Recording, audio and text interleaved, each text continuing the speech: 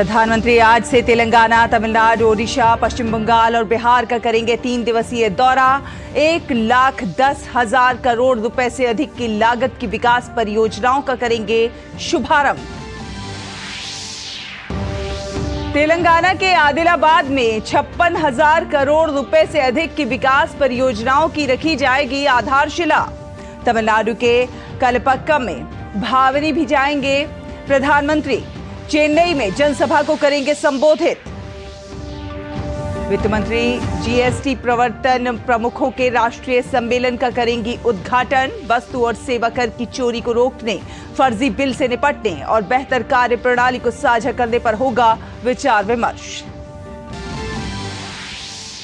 रक्षा मंत्री राजनाथ सिंह आज नई दिल्ली में डेफ कनेक्ट 2024 का करेंगे उद्घाटन। सशस्त्र बलों, रक्षा उद्योग, स्टार्टअप, शिक्षाविद और नीति निर्माता सहित प्रमुख हितधारक होंगे एकजुट। अबू धाबी के बीएपीएस हिंदू मंदिर में पहुंचे 65,000 से ज्यादा श्रद्धालु। प्रधानमंत्री नरेंद्र मोदी ने पिछले महीने 14 फरवरी को किया था मंदिर का उद्घाटन।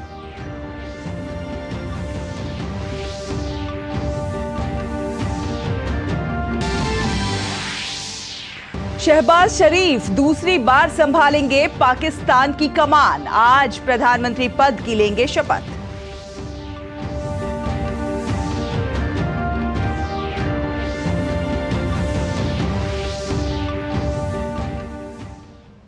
नमस्कार, डीडी न्यूज देख रहे हैं आप और आपके साथ मैं हूं शहला निगार। आपको बता दें कि प्रधानमंत्री नरेंद्र मोदी सोमवार को यानी आज तेलंगाना के दौरे पर रहेंगे, जहां अपनी यात्रा के दौरान आदिलाबाद में 56,000 करोड़ रुपए से अधिक की परियोजनाओं का उद्घाटन, लोकार्पण और शिलान्यास करेंगे।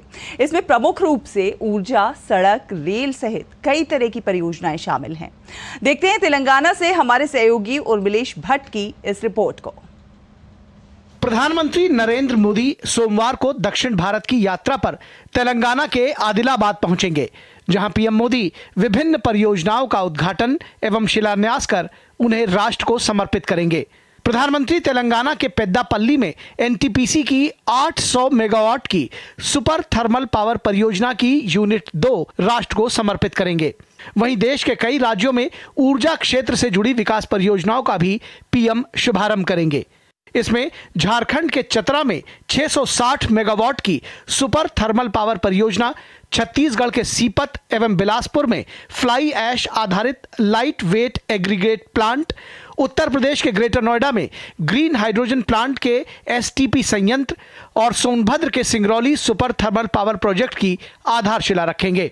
प्रधानमंत्री अक्षय ऊर्जा से 2,500 मेगावाट बिजली की निकासी के लिए रिन्यू की कोप्पल नरेंद्र ट्रांसमिशन योजना का उद्घाटन करेंगे। ये अंतरराज्यीय ट्रांसमिशन योजना कर्नाटक के कोप्पल जिले में स्थित है।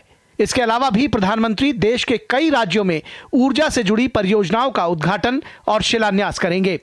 अपनी तेलंगाना यात्रा के दौरान प्रधानमंत्री सड़क और रेल से जुड़ी परियोजनाओं का शिलान्यास और उद्घाटन कर राष्ट्र को समर्पित करेंगे, जिसमें नव विद्युतीकृत अंबारी आदिलाबाद पिंपल खुटी रेल लाइन शामिल है। प्रधानमंत्री तेलंगाना के संगारेड्डी में 6,800 करोड़ रुपए से अधिक की विकास परियोजनाओं का उद्घाटन और शिलान्यास करेंगे। कल प्रधानमंत्री जी एक रेलवे का जो इलेक्ट्रिफिकेशन हुआ है उसका डेडिकेशन टू नेशन करेंगे। ये सेक्शन अंबारी से पिंपलकुट्टी करीब 58 किलोमीटर्स का रूट किलोमीटर है और 70 करोड़ की लागत से तैयार हुआ था। लास्ट ईयर ये काम पूरा होने के बाद इस पे गुड्स ट्रेन्स और बाद में पैसेंजर ट्रेन भी हमने चलाना शुरू कर दिया है। ये पूरे भारतवर्ष में एक इलेक्ट्रिफिकेशन का मिशन की तरह से काम हो रहा है, जिसका ये एक पार्ट है।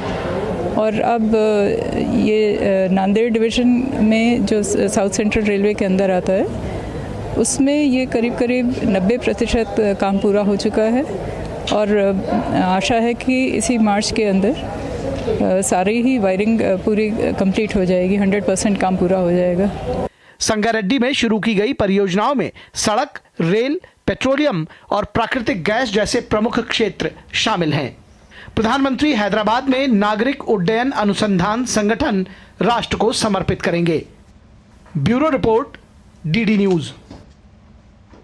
और प्रधानमंत्री नरेंद्र मोदी की अध्यक्षता में हुई केंद्रीय मंत्रिपरिषद की बैठक में भारत को वर्ष 2047 तक विकसित बनाने संबंधी दृष्टिपत्र और अगले 5 वर्ष की कार्य योजना पर विस्तार से चर्चा हुई। मई 2024 में नई सरकार के गठन के बाद तत्काल उठाए जाने वाले कदमों के त्वरित कार्यान्वयन के लिए 100 दिवसीय एजेंडे पर भी चर्चा हुई। विकसित भारत का रोड मैप 2 साल से अधिक की गहन तैयारी का परिणाम है। विजन दस्तावेज में संपूर्ण सरकारी दृष्टिकोण को शामिल किया गया है, जिसमें सभी मंत्रालय, राज्य सरकारों, शिक्षाविद, उद्योग निकायों, नागरिक समाज, युवाओं के सुझाव मांगे गए हैं और इसके लिए विभिन्न स्तरों पर 2700 से अधिक बैठकें, कार्यशालाएं और सेमिनार आयोजित किए गए। 20 लाख से अधिक युवाओं के सुझाव प्राप्त हुए। विकसित भारत के रोड मैप में स्पष्ट रूप से व्यक्त राष्ट्रीय दृष्टि, आकांक्षाएं, लक्ष्य और कार्य बिंदुओं के साथ एक व्यापक खाका है। इसके लक्ष्यों में आर्थिक विकास, SDG, ease of living, ease of doing business, बुनियादी ढांचा, सामाजिक कल्याण जैसे क्षेत्र शामिल हैं। और आपको बता दें कि रक्षा मंत्री राजनाथ सिंह आज नई दिल्ली में स्वदेशी रक्षा नवाचार को बढ़ावा देने के लिए डेफकनेक्ट 2024 का उद्घाटन करेंगे। डेफकनेक्ट देश के रक्षा नवाचार के क्षेत्र में एक महत्वपूर्ण उपलब्धि है। ये सशस्त्र बलों, रक्षा उद्योग, स्टार्टअप, शिक्षाविदों और नीति निर्माताओं सहित प्रमुख हितधारकों को एकजुट करेगा। इस आयोजन का उद्देश्य सार्थक जुड़ाव को बढ़ावा देना, अत्याधुनिक प्रौद्योगिकियों का प्रदर्शन करना और रक्षा क्षेत्र में सहयोग को बढ़ावा देना है। यह आयोजन रक्षा क्षेत्र में भारत के अग्रणी उद्योगों से बड़ी संख्या में नव प्रवर्तकों और निवेशकों को आकर्षित करेगा।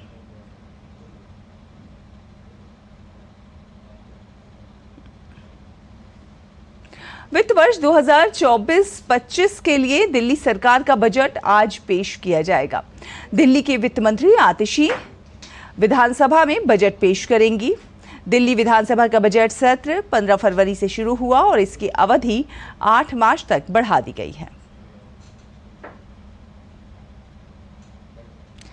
और सीबीआई ने 20 लाख रुपए की रिश्वतखोरी के मामले में बड़ी कार्रवाई की है। सीबीआई ने NHAI के GM और DGM और एक निजी कंपनी के 2 निदेशकों समेत 6 लोगों को गिरफ्तार किया है। सीबीआई ने रिश्वत की रकम समेत 1.1 करोड़ रुपए भी बरामद किए हैं। आरोपियों में से एक नागपुर में प्रोजेक्ट इम्प्लीमेंटेशन यूनिट का जनरल मैनेजर है। उसकी पहचान अरविंद काले के रूप में हुई है, जबकि दूसरा आरोपी MP के हरदा में NHAI का deputy general manager Brijesh Kumar Sahu है। इसके साथ ही भोपाल स्थित निजी कंपनी के 2 निदेशकों और 2 कर्मचारियों अनिल बंसल और कुणाल बंसल पर भी रिश्वतखोरी के आरोप हैं। आरोप है कि NHAI के अधिकारियों ने आउटर रिंग रोड परियोजना के लिए रिश्वत के बदले लंबित बिलों के प्रोसेसिंग और कंप्लीशन सर्टिफिकेट जारी करने समेत लंबित मामलों को निपटाने के लिए राशि स्वीकार की थी। मामले में विस्तृत जांच चल रही है। आरोपियों के कई दफ्तरों और आवासों पर तलाशी ली जा रही है। सीबीआई की तलाशी के दौरान कई आपत्तिजनक दस्तावेज और डिजिटल उपकरण भी बरामद किए गए हैं।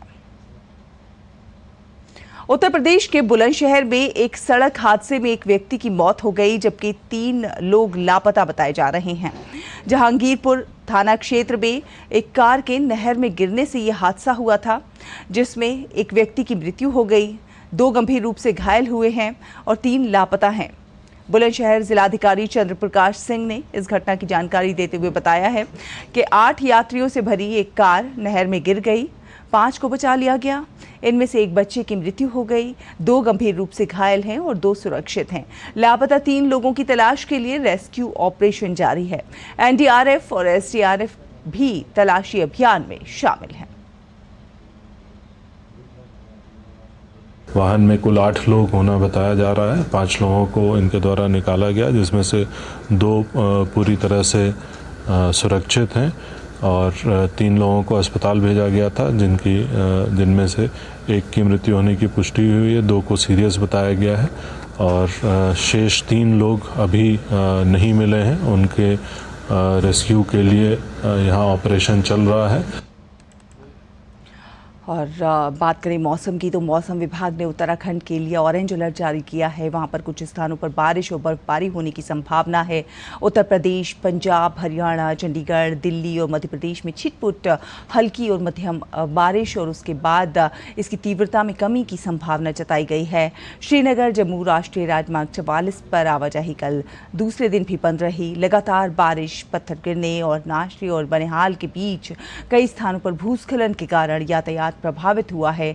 आवाजाही बहाल करने के प्रयास जारी है और राजमार्ग पर आवागमन की बहाली के लिए महाड़, कैफेटेरिया मोड़ और डलवास, हागनी, कश्तीबाड़ी, पाथर पर भूस्खलन, मलबे और पत्थरों को हटाने का काम चल रहा है। यात्रियों को सड़क बहाली का काम पूरा होने तक राष्ट्रीय राजमार्ग पर आवाजाही न करने की सलाह दी गई है। देश में स्टार्टअप्स की संख्या में लगातार इजाफा हो रहा है, जिसकी वजह से एक तरफ देश में लाखों लोगों को रोजगार के अवसर मिले हैं, तो वहीं दूसरी ओर उद्यमिता को भी बढ़ावा मिला है। पिछले 10 वर्षों में जिस तरह से मोदी सरकार ने स्टार्टअप्स को प्रोत्साहन दिया है, उसी की बदौलत भारत आज विश्व में तीसरा सबसे बड़ा स्टार्टअप इकोसिस्टम वाला देश बनकर आत्मनिर्भरता की ओर अग्रसर हो रहा है।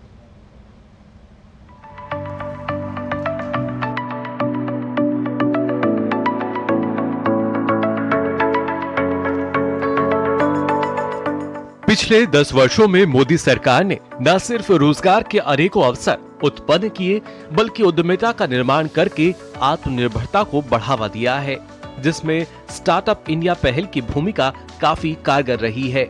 स्टार्टअप इंडिया का उद्देश्य देश में स्टार्टअप्स और नए विचारों के लिए एक मजबूत इकोसिस्टम का निर्माण करना है, जिससे देश का आर्थिक विकास हो और बड़े पैमाने पर रोजगार के अवसर भी उत्पन्न हो सकें। प्रधानमंत्री नरेंद्र मोदी ने 15 अगस्त 2015 को अपने भाषण के दौरान स्टार्टअप इंडिया की घोषणा की थी, जिसके बाद 16 जनवरी 2016 को इसकी शुरुआत की गई। मोदी सरकार की सफल नीतियों का ही नतीजा है कि भारत स्टार्टअप इकोसिस्टम और यूनिकॉर्न की संख्या के मामले में विश्व स्तर पर तीसरे स्थान पर है। वर्ष 2014 से पहले देश में केवल 350 स्टार्टअप ही थे। भारत में स्टार्टअप की संख्या 1.30 लाख से अधिक और यूनिकॉर्न की संख्या 110 से अधिक है।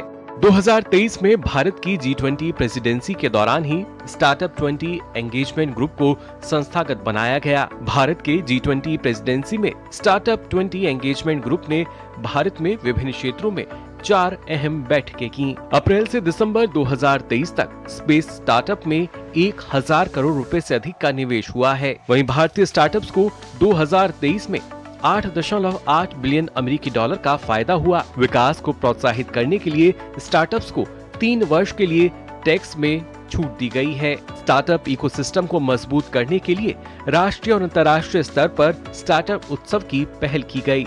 भारत सरकार ने 18 से 20 मार्च 2024 में स्टार्टअप महाकुंभ का आयोजन करने की घोषणा की है। स्टार्टअप महाकुंभ का लक्ष्य स्टार्टअप्स, यूनिकॉर्न और निवेशकों को एक मंच प्रदान करना है। जैव प्रौद्योगिकी सेक्टर के साथ दूसरे सेक्टर्स में भी स्टार्टअप्स को अब बढ़ावा दिया जा रहा है। स्टार्टअप इंडिया की 4 प्रमुख स्कीम के जरिए इसका क्रियान्वयन किया जा रहा है। Startup India seed fund scheme, startups के लिए फंड ऑफ फंड्स, स्टार्टअप्स के लिए क्रेडिट गारंटी स्कीम, अटल इनोवेशन मिशन। देश के भीतर स्टार्टअप इंडिया नवाचार और उद्यमिता की संस्कृति को बढ़ावा देने के लिए प्रधानमंत्री नरेंद्र मोदी की एक महत्वपूर्ण पहल साबित हो रही है, जिसके जरिए भारत आत्मनिर्भर बनके विश्व का सबसे बड़ा स्टार्टअप हब बनकर उभरता हुआ नजर आएगा। Bureau report, DD news. और इस्लामिक विद्वानों के शोध पत्रों का एक संग्रह रविवार को दिल्ली में उसका लोकार्पण हुआ। 3 अलग अलग भाषाओं में किताब का विमोचन करते हुए प्रख्यात भारतीय लेखक और पत्रकार MJ अकबर ने इस्लामिक चरमपंथ पर भारत के खिलाफ फॉल्स नैरेटिव गढ़ने के आरोप लगाए और इसे इस्लाम विरोधी बताया। MJ अकबर से खास बातचीत की डीडी न्यूज के संवाददाता विशाल बैरस्टो ने। अकबर साहब, क्या है ग़ज़वा-ए हिंद और क्यों बार बार ये खबर बनता है? खबर बनता है क्योंकि शायद जो बनाने वाले हैं उनकी ये इच्छा होती है कि ऐसे नाखबर या ऐसे गलत स्टेटमेंट से उनको कुछ पता नहीं कौन सा मकसद है, लेकिन इतना मैं ज़रूर जानता हूँ कि मकसद जो भी हो, मकसद देश के खिलाफ है। मकसद हम जो बिरादरी है, हम भाईचारगी है और जो अमन हम चाहते हैं इस मुल्क में, उसके खिलाफ है। अगर आप इस्लाम को समझना चाहें तो मैं एक आयत सिर्फ आपको बताता हूँ, लकुम दीनकुम व इलिया दीन, तुम्हारा दीन तुम्हारे लिए, तुम्हारा मज़हब तुम्हारे लिए, हमारा मज़हब हमारे लिए। और एक दूसरा है there shall be no compulsion in religion, यानी कि मज़हब में आप किसी के ऊपर ज़बरदस्ती नहीं कर सकते। तो ये जब कुरान में लिखा हुआ है, जब ज़बरदस्ती की कोई जगह नहीं है, तो ये जो स्यूडो गलत हदीस बनाने वाले, ये तो इस्लाम के खिलाफ बात करते हैं। अकबर साहब, आपने कहा कि ये इस्लाम उसको ना कबूल करता है ना इसके बारे में बोलता है, फिर किस तरह से ये चीजें आ जाती हैं और किस तरह से ये क्या एक षड्यंत्र का हिस्सा है? भाई कारण जो भी हो, लेकिन इतना पता है मुझे कि जो कॉन्सिक्वेंस है, जो नतीजा निकलता है, वो देश के लिए एक खतरा है और हमारे समाज के लिए एक खतरा है। आपने कहा देश के लिए खतरा है, तो क्यों उलेमा जो भारत में है वो इसके खिलाफ बहुत मुखर होकर नहीं बोलते हैं? नहीं, बहुत बोलते हैं। आज शाम को आपने देखा, बहुत बोलने वाले हैं, ऐसी कोई बात नहीं है। लेकिन आप उलेमा होने का ये मतलब थोड़ी है कि जो चीज़ आपके मुंह से निकलती है वो हर चीज़ सही होती है। नहीं, उलेमा में भी गलतियां होती हैं। सर, आखिरी सवाल, आपने कहा कि मुसलमानों के गुनाहों के लिए आप इस्लाम को जिम्मेदार नहीं ठहरा सकते, इसका मतलब क्या है? यानी ये मतलब है कि बहुत मुसलमान हैं जो इस्लाम के सही रास्ते पे नहीं चलते हैं, और क्योंकि वो सही रास्ते पे नहीं चलते हैं, इसलिए आप इस्लाम को तो बदनाम नहीं कर सकते। तो ये थे एमजे अकबर, जिनका ये कहना है कि जो कुछ भी हो रहा है इस्लाम के नाम पर, वो एक महज एक षड्यंत्र है। इस्लाम कभी भी किसी के खिलाफ हिंसा की बात नहीं करता। कैमरामैन मोहित उइके के साथ मैं विशाल बरिस्टो, डीडी न्यूज, दिल्ली। और आपको बता दें कि वित्त मंत्री निर्मला सीतारमण आज नई दिल्ली में राज्य और केंद्रीय वस्तु और सेवा कर यानी कि जीएसटी गठन के प्रवर्तन प्रमुखों के एक दिवसीय राष्ट्रीय सम्मेलन का उद्घाटन करेंगी। सम्मेलन में केंद्रीय वित्त राज्य मंत्री श्री पंकज चौधरी भी शामिल होंगे। सम्मेलन में वस्तु और सेवा कर की चोरी रोकने, फर्जी बिल से निपटने और बेहतर कार्य प्रणाली को साझा करने पर विचार विमर्श होगा। और इसके साथ ही साथ प्रौद्योगिकी और डेटा का लाभ उठाना, व्यवसाय करने में आसानी का संतुलन करना बैठक के प्रमुख एजेंडे में शामिल हैं। केंद्रीय कृषि एवं किसान कल्याण मंत्री अर्जुन मुंडा आज भारतीय कृषि अनुसंधान परिषद (ICAR), भारतीय कृषि अनुसंधान संस्थान (IARI) असम के उद्घाटन समारोह को मुख्य अतिथि के रूप में संबोधित करेंगे। ये उत्तर पूर्वी क्षेत्र कृषि अनुसंधान और विकास में प्रगति की दिशा में एक मील का पत्थर है।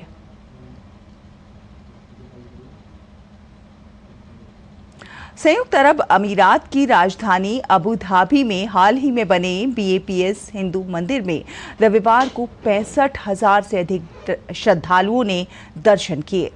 मंदिर की ओर से जारी एक बयान में बताया गया है कि जैसे ही मंदिर खुला तो सुबह के समय 40,000 और शाम के करीब 25,000 से अधिक श्रद्धालु पूजा अर्चना के लिए पहुंचे। मंदिर का निर्माण बोचासन वासी श्री अक्षर पुरुषोत्तम स्वामीनारायण संस्था की ओर से करीब 700 करोड़ रुपए की लागत से 27 एकड़ में कराया गया है। मंदिर का डिजाइन वैदिक वास्तुकला और मूर्तियों से प्रेरित है। इन स्थापित की गई मूर्तियों का निर्माण भारत के कारीगरों द्वारा ही किया गया है। साथ ही साथ मंदिर को तैयार करने में सफेद संगमरमर और गुलाबी बलुआ पत्थर का उपयोग किया गया है। ये मंदिर भगवान स्वामीनारायण को समर्पित है। प्रधानमंत्री नरेंद्र मोदी ने पिछले महीने 14 फरवरी को इस मंदिर का उद्घाटन किया था, जिसे 1 मार्च से आम श्रद्धालुओं के लिए खोल दिया गया है।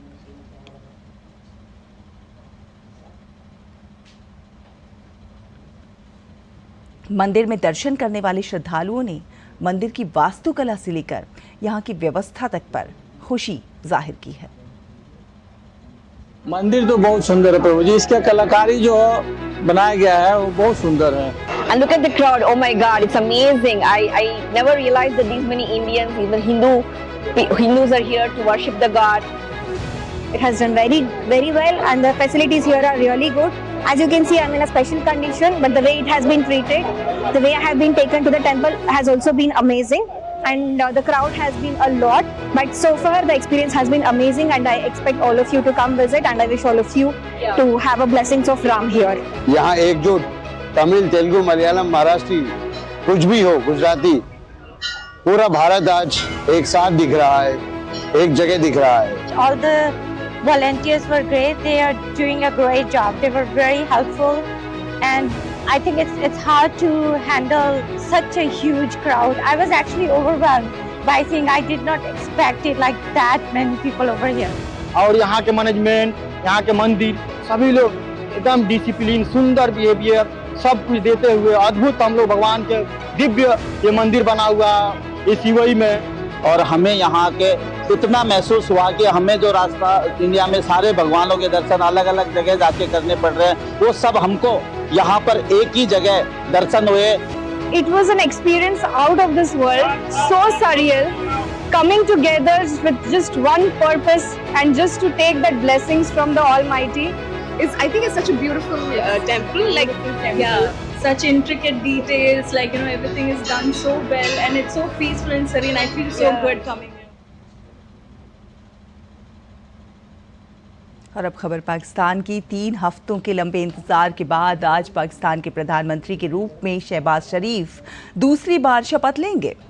पाकिस्तान मुस्लिम लीग नवाज और पाकिस्तान पीपुल्स पार्टी के गठबंधन के नेता शहबाज शरीफ को 336 सदस्यों वाले सदन में 201 वोट मिले। शहबाज शरीफ ने जेल में बंद पूर्व प्रधानमंत्री इमरान खान द्वारा समर्थित उम्मीदवार उमर अयूब को हराया, जिन्हें कुल 92 वोट मिले।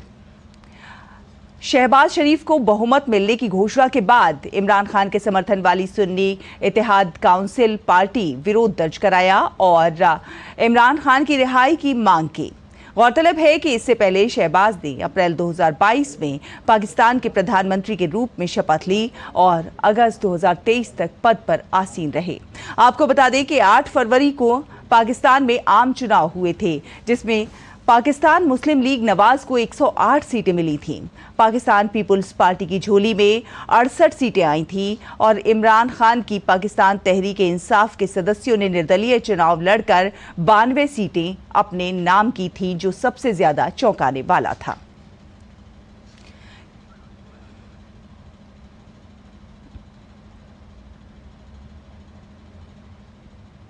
इसी के साथ इस बुलेटिन में फिलहाल इतना ही। डीडी न्यूज़ पर खबरों का सफर लगातार जारी है। आगे आप देखेंगे नया सवेरा। मुझे दीजिए अनुमति। नमस्कार।